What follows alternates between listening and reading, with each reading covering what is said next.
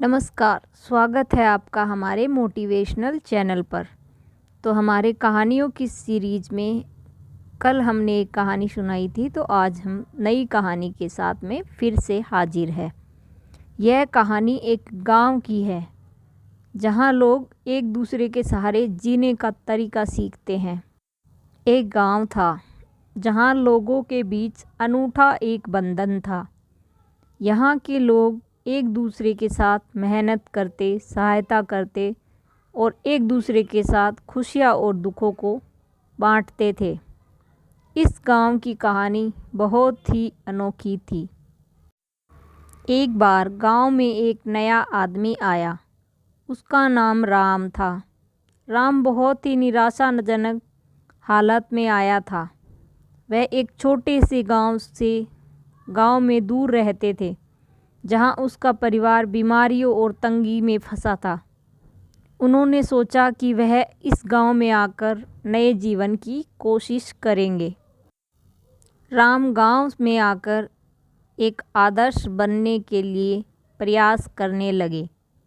वे हर काम में मेहनत करते, दूसरों की सहायता करते और सबके लिए प्रेरणा स्रोत बन गए।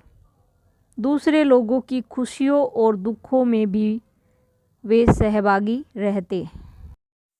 एक बार गांव में बड़ा दुख का समय भी आया, जब गांव के मुखिया का बेटा अचानक बीमार पड़ गया।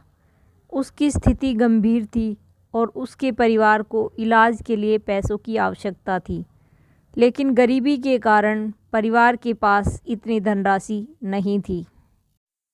जब राम ने इसे सुना, तो उन्होंने तत्परता से अपनी सभी बचत की राशि का उपयोग करके परिवार की मदद की। वे नहीं चाहते थे कि इस दुखी परिवार को किसी भी तरह जूझना पड़े।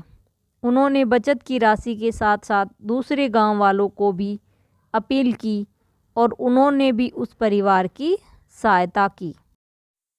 इस आपातकाल में गांव वालों ने एक बड़ी टीम बना ली। सभी ने मेहनत करके और अपने संगठन के साथ मिलकर इलाज के लिए पैसे इकट्ठा किए। थोड़े समय के बाद बेटे का इलाज हुआ और वह पूरी तरह स्वस्थ हो गया। इस घटना के बाद गांव वालों की मदद करने के इरादे एक दूसरे के साथ और भी मजबूत हो गए। यह उनकी सद्भावना, नेकी और सामर्थ्य का परिणाम था। वे सभी ने समझा और दूसरों की मदद करके ही हमारा असली लक्ष्य पूरा होता है। वह गांव अब एक परिवार की तरह था, जहां हर कोई एक दूसरे का सहारा था। यहाँ के लोग अपनी खुशियों और दुखों को साझा करते, एक दूसरे की मदद करते और संघर्षों को साथ में झेलते थे। वे सब मिलकर इस दुनिया में एक सुंदर और समृद्ध जीवन जीने का तरीका सीख गए थे।